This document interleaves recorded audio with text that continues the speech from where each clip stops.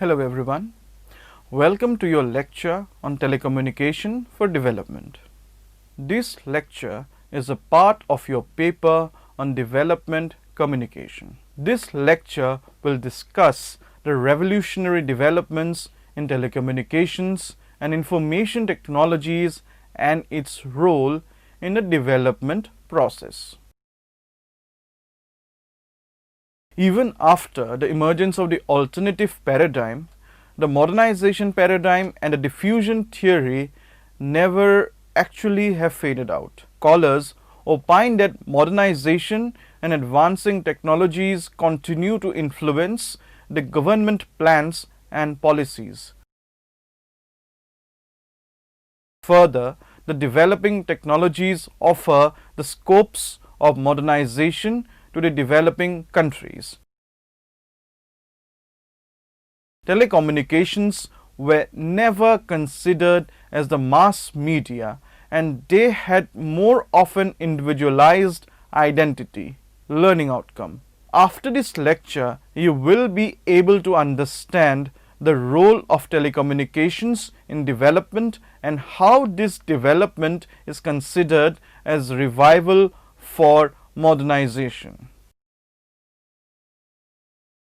We'll also understand how the technology transfer had the power of reaching out to the isolated, marginalized villages, leading it towards modernization. Telecommunications and development. The end of the 20th century had witnessed the rapid and exponential growth of the telecommunication and the information communication technologies. We know that the conventional mass media technologies like television, radio, press are basically isolated, discrete technologies.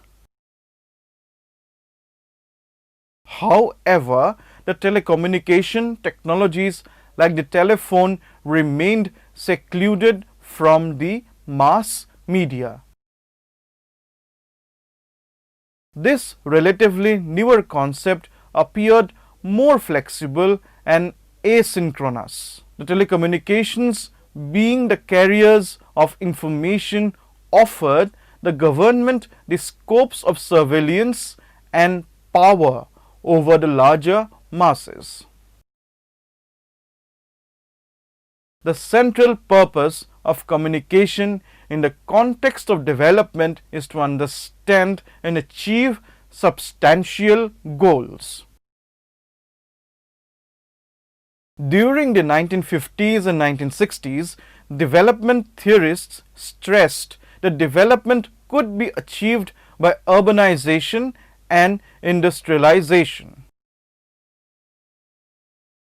Further, attempts like participatory approach and dialogic communication at a grassroots level suggested by the alternative paradigms were not met appropriately by the government.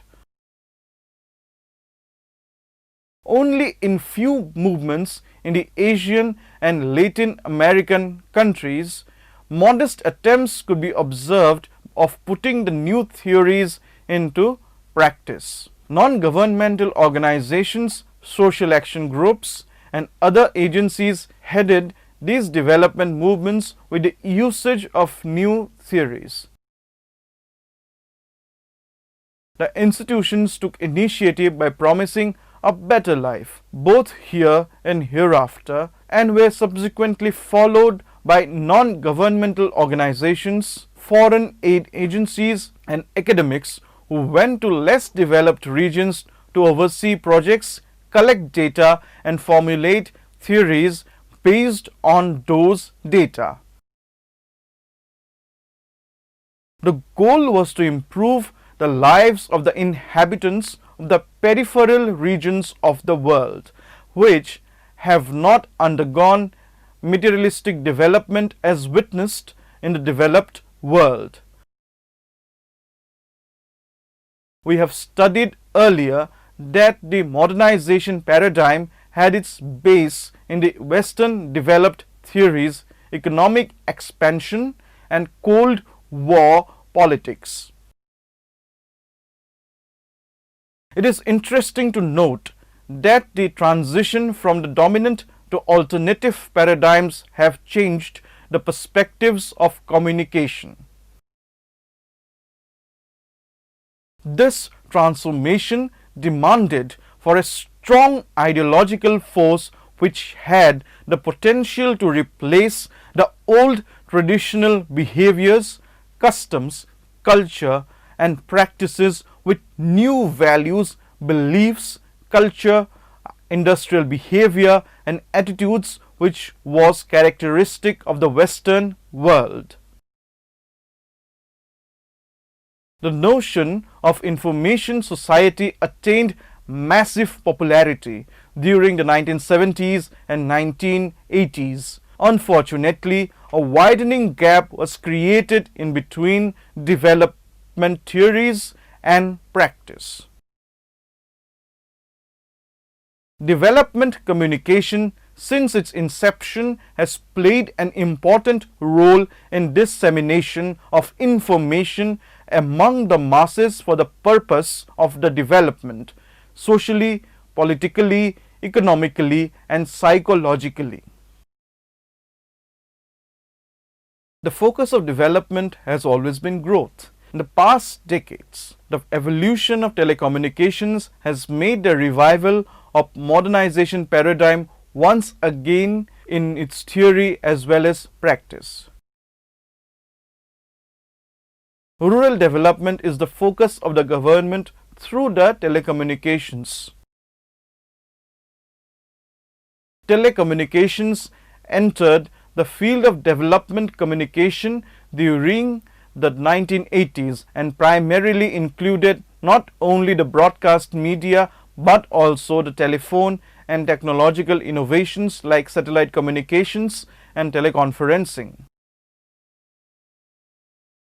Communication satellites and wireless technologies transformed the nature of mass communication. With the ingress of computer since the 1970s and 1980s, it was discrete yet interactive, and that concept changed the nature of communications.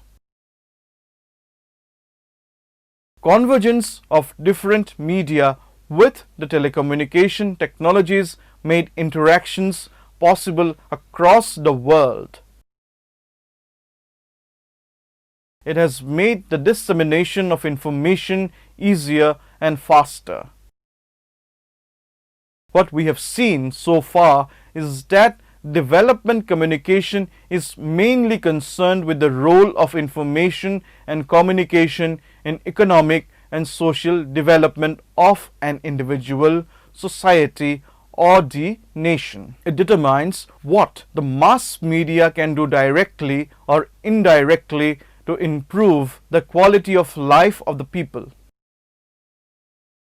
Development scholars opined that communication can lead to the speedy transformation of a country and of its people from poverty to a dynamic state of economic growth that makes possible greater social equality and larger fulfillment of human potential. However, the concept of development initially was economic driven and has been borrowed from the West industrialized nations. No doubt, Soviet Russia also strived to spread its model of development vis-a-vis communism, but it lagged behind in the media dissemination of its development model, with consequently the United States taking a lead in spread of capitalist mode of development worldwide. Though the alternative paradigms have tried to offer explanations of the underdevelopment in Asian countries, and the remedies suggested were idealistic and non-compliant with the government interests.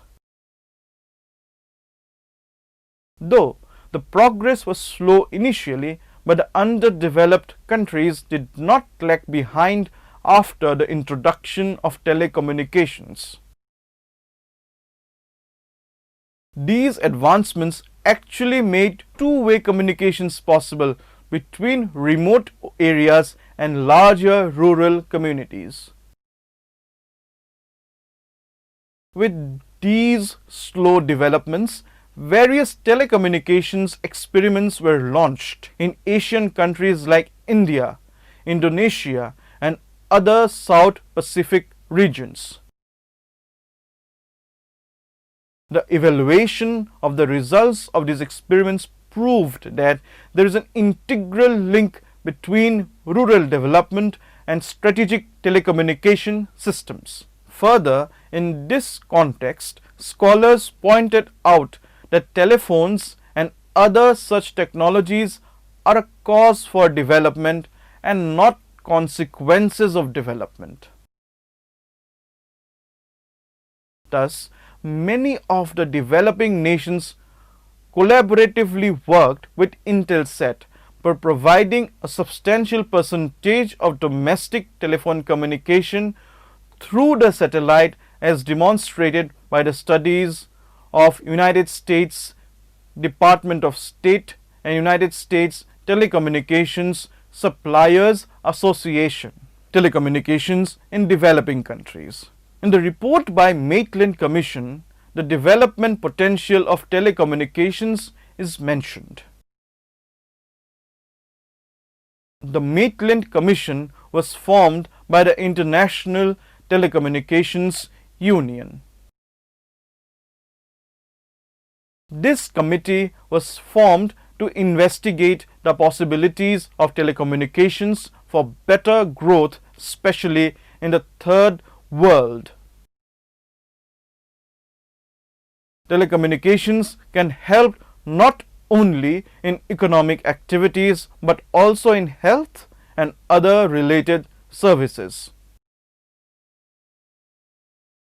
What is most important in an emergency situation is rapid communication and transfer of information, and telephones can provide the timely information as well as reducing the need to travel physically. The dramatic revolution of telecommunications happened at a time when its role was considered to be most significant. The modernization approach campaigned for transfer of technological infrastructure for development. So, Maitland Commission reports no development of any nation is complete without the intervention of telecommunications. It also added that telecommunications should be included in the fields of agriculture, roads, and other similar sectors for enhancing the lives of the people in marginalized areas. If we look in depth, then we can find the relevance of telecommunications in the prescriptions of alternative paradigm that advocated for self-reliance and self-development. Telecommunications can improve scopes for education channels that can contribute to increased literacy and self-reliance. In fact, education and training sector had been one sector that can benefit exponentially through telecommunications. After the report of the Maitland Commission, there have been other attempts as well for improvement of rural telecommunication services in the developing nations.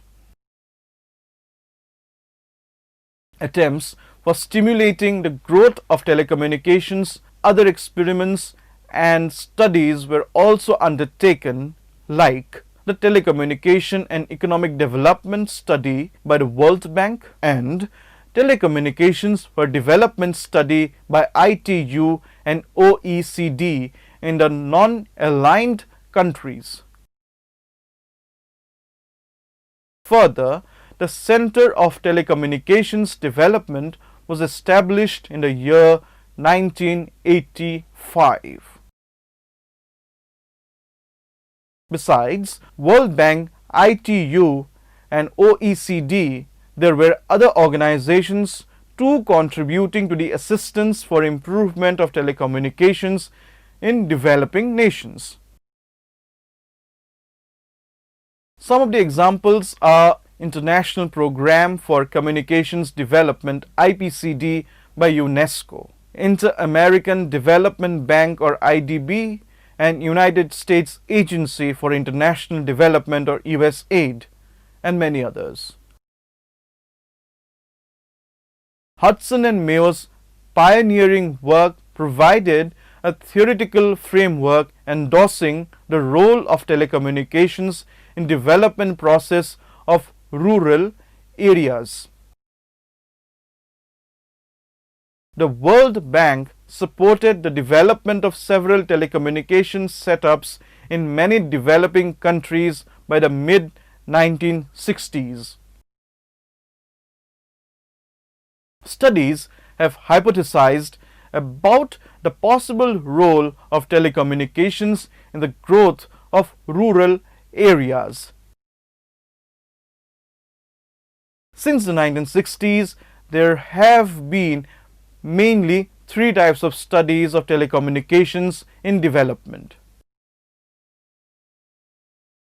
Firstly, the case studies of telecommunication projects, statistical studies for measuring the development progress through telecommunications, and lastly, non-empirical studies for measuring the influences of telecommunications.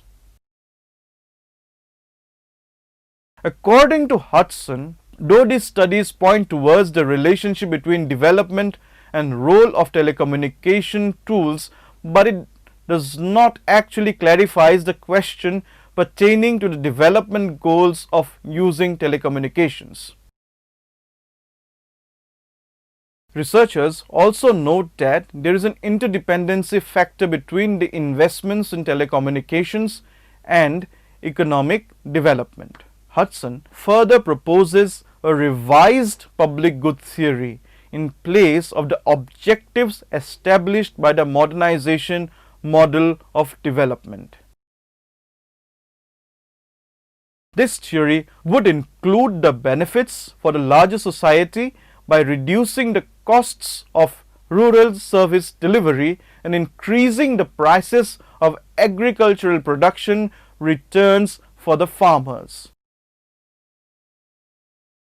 It also hypothesized for endorsing an equal distribution of economic benefits among all sections and for improvement of quality of life of people by facilitating a social transformation process.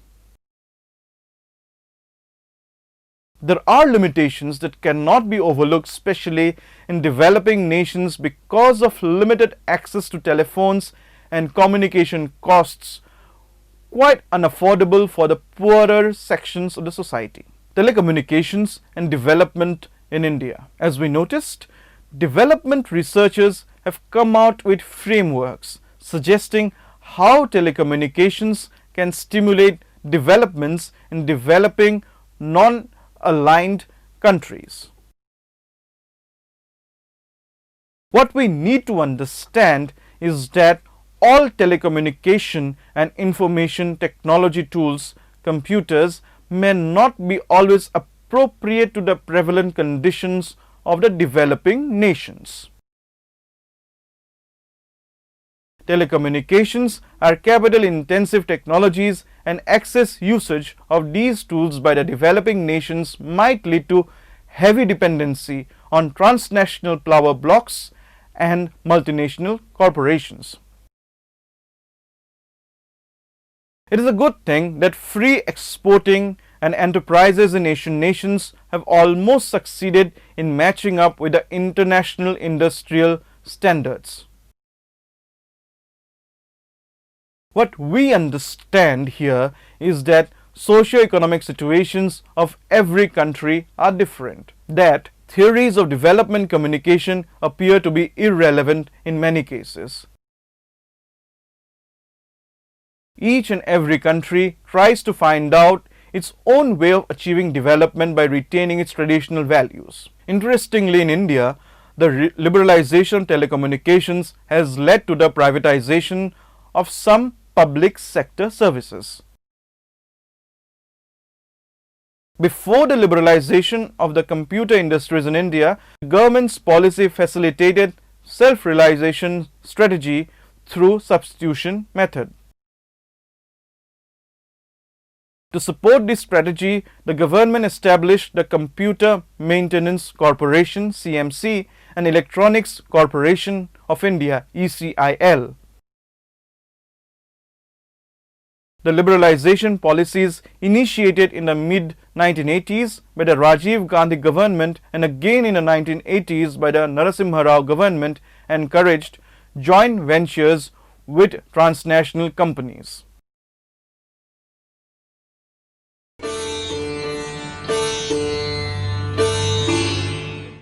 So, from this discussion, what we understand is that the Indian government did not lag behind in the initiation of new advanced technologies like telecommunications.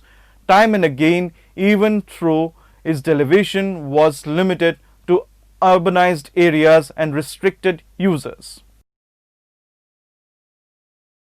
The first sets of computer sets in the country were in between 1960s and 1970s. These decades also witnessed the appearance of several national players. The developments in telecommunications and the liberalization policies of the government had led to the speedy evolution of computer industry in the country. We have noticed that the Rajiv Gandhi government had basically started the information revolution in the country by opening up business doors for foreign stakeholders. Besides this particular factor, there were other reasons like lessening of import duties on computer technologies, gradual privatization of telecommunications, and advancement of information technologies.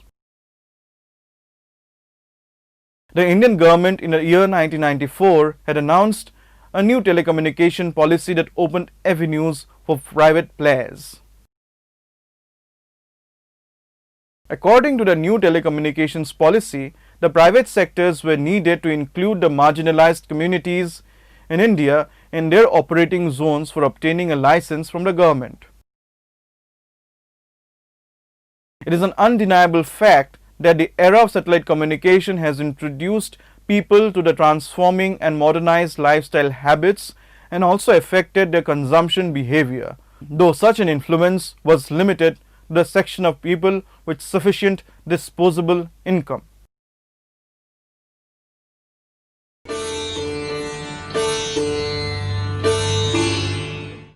The vision behind the initiation of the information revolution and exploring the full potential of telecommunications was for developing a modern India capable of competing with the developed industrialized countries.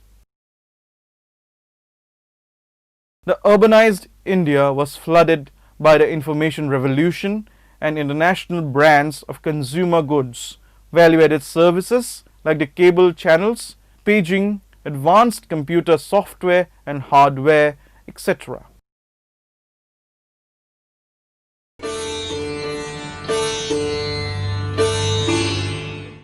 Unfortunately, the rural areas remained unaffected by such developments in the technological sector. What further strengthened such urban-centric approach was the restructuring of the economy, making it more liberalized and promoting foreign and private investments in the 1990s. Though there were strong reactions from the stern economists, marking this restructured approach by the government as a case of getting sold out to the multinationals. Another most striking development in the history of telecommunications in the country was the phenomenal growth of STD booths in distant areas. Operating licenses were freely given to the small-time operators by the Department of Telecommunications. The growth was remarkable, and by the mid 1998 there were around 20,000 STD booths in Maharashtra. Before the announcement of telecommunication policy, the liberalization of the services like video text and conferencing, paging, electronic mail, cellular telephony, etc. had been done in 1992. Primary objective of the telecommunications policy was to improve the communication scenario of rural villages in the country by providing increased telephone connections. Though the liberalization of the value-added services was an instant success in the urban areas, but the objectives of the setup of basic telephones in rural areas seemed distant in villages in states like Bihar and other northeastern states because of subordinate telecom circles. Private investors, including those who have won the bid for licenses, appeared reluctant to risk their capital. The government established the Telecommunications Regulatory Authority of India, or TRAI, for observing the operation and services of the private sectors in the rural services. TRAI was founded in the year 1997. Besides monitoring the telecom services, its other objective was to sort out any dispute between the private players and the authority. Further, the integration of telecommunications with computing and mass media have brought about the innovative in the information and communication technologies. There were limitations as well. All the nodules of the telecommunications were situated in the urban areas, and qualities of telephone infrastructure were poor in village areas. The great assurance about the potential of telecommunications for development in developing nations appeared similar to movement of mass media of the 1950s and 1960s. Scholars presumed that exposure of the people to telecommunications in the third world would bring immediate development. However, the most pertinent question at this stage is how effective would be influence of telecommunications in accelerating development in the absence of a concrete socio-economic and legal social structures. Implementation of proper technology planning is also equally important. Intermediary organizations can also play an important role in bridging the social benefaction gaps between different classes. Now, let us summarize. From this lecture, we learnt that scholars have advocated for rural development by highlighting the uses and applications of telecommunications in the third world countries. Telecommunications were initially developed in advanced societies for their interests of modernization.